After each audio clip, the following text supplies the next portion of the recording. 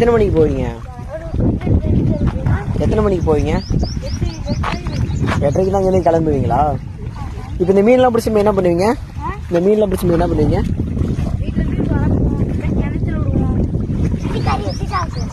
இதையா? சரி சரி, நாங்கள் ஒரு ஃபோட்டோ எடுத்துக்கிட்டா எடுக்கலான்னு சொல்லி கூப்பிட்டே வந்தான். இன்னொரு பையன் ஃபோட்டோ எடுக்கலான்னு ஒரே ஓடிட்டான்.